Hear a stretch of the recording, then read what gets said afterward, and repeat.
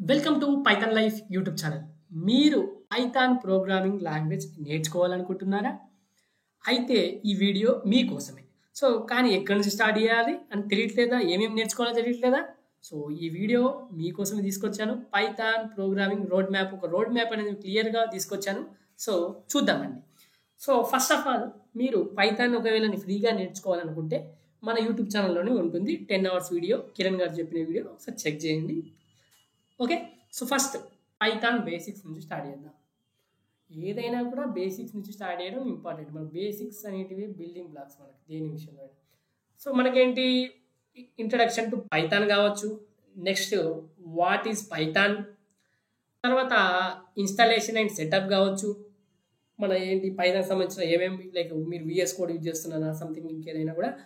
Installation, తర్వాత Python syntax కావచ్చు, variables and data types కావచ్చు, ఆపరేటర్స్ కావచ్చు, control flow statements if, elif, else కావచ్చు, తర్వాత లూప్స్, ఫర్, వైల్ కావచ్చు, ఫంక్షన్స్, తర్వాత defining functions, parameters and return values, lambda functions, ఇవన్నీ కూడా పైథాన్ బేసిక్స్ అండి. ఓకే. పైథాన్ బేసిక్స్ అన్నీ కూడా ఇవన్నీ మొత్తం introduction to Python, what is Python, ఇవన్నీ కూడా ఫస్ట్ నేర్చుకోండి. తర్వాత వచ్చేసి డేటా స్ట్రక్చర్స్కి వచ్చేసరికి లిస్ట్ అంటే ఏంటి, టపుల్ అంటే ఏంటి, డిక్షనరీ అంటే ఏంటి, సెట్స్ అంటే ఏంటి, స్ట్రింగ్స్ అంటే ఏంటి, ఇవన్నీ కూడా తెలుసుకోవాలి. మనం మళ్ళీ ఫైల్స్తో కూడా వర్క్ చేయాలి. ఓకే. Working with files.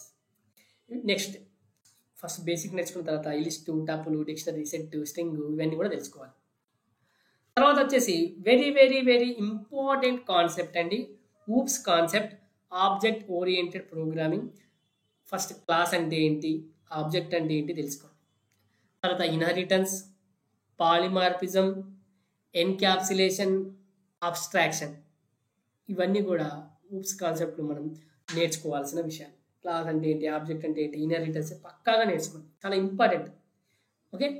మీరు జావా నేర్చుకున్నప్పుడు కూడా ఊప్స్ కాన్సెప్ట్లో నేర్చుకుంటారు. కొద్దిగా డిఫరెన్స్ ఉంటుంది, లైక్ ఏంటి ఇన్హెరిటెన్స్లో కావచ్చు. మీరు తెలుసుకుంటారు ఆల్రెడీ ఐడియా ఉన్న వాళ్ళకి. తర్వాత ఎర్రర్ హ్యాండ్లింగ్, ఎక్సెప్షన్ హ్యాండ్లింగ్, మన ట్రై ఎక్సెప్ట్ ఉంటుంది, కస్టమ్ ఎక్సెప్షన్స్ కావచ్చు. ఈ ఎర్రర్ హ్యాండ్లింగ్ గురించి నేర్చుకోండి. తర్వాత వచ్చేసి లైబ్రరీస్ అండ్ మాడ్యూల్స్. మనకు స్టాండర్డ్ లైబ్రరీ, తర్వాత థర్డ్ పార్టీ లైబ్రరీస్ కావచ్చు, ఎగ్జాంపుల్ నంపైస్ కావచ్చు, పండాస్ కావచ్చు, మ్యాట్ప్లాట్ లైబ్రరీ కావచ్చు, ఇవి నేర్చుకో. తర్వాత వచ్చేసి ఫైల్ హ్యాండ్లింగ్. మనకు reading and writing files, file handling మనకు రీడింగ్ రైటింగ్ ఎలా చేయాలి, working with CSV and Jason data కావచ్చు, ఇవి నేర్చుకోండి. తర్వాత వచ్చేసి అడ్వాన్స్డ్ టాపిక్ వచ్చేసరికి డెకరేటర్స్, తర్వాత జనరేటర్స్, కంటెక్స్ట్ మేనేజర్స్, తర్వాత రెగ్యులర్ ఎక్స్ప్రెషన్స్, ఇవన్నీ కూడా నేర్చుకోవాలి.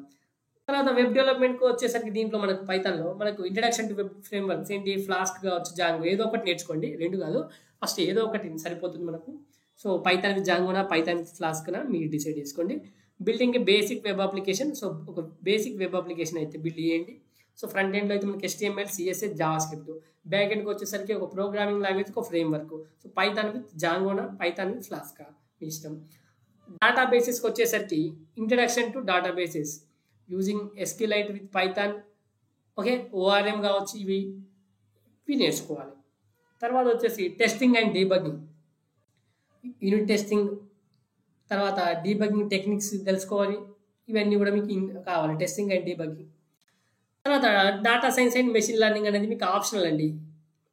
డేటా అనాలిసిస్ విత్ పాండాస్ కావచ్చు, data visualisation and with matplot library or Seaborn కావచ్చు, తర్వాత introduction to scikit learn for machine learning కావచ్చు, ఇవన్నీ మీకు ఆప్షనల్ డేటా సైన్స్ సంబంధించి అండ్ మెషిన్ లెర్నింగ్కి.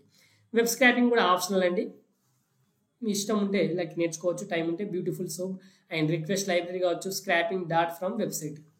తర్వాత డిప్లాయ్మెంట్ అండ్ హోస్టింగ్ నేర్చుకోవాల్సిందే, deploying web applications, hosting Python scripts కావచ్చు, ఇది నేర్చుకోవాల్సిందే, ఎలా చేస్తున్నాం డిప్లాయ్మెంట్ అనేది. తర్వాత వర్షన్ కంట్రోల్ వచ్చేసి Git and GitHub for code versioning, చాలా ఇంపార్టెంట్. గిట్ అండ్ గిటప్ గురించి తెలుసుకోవాలి.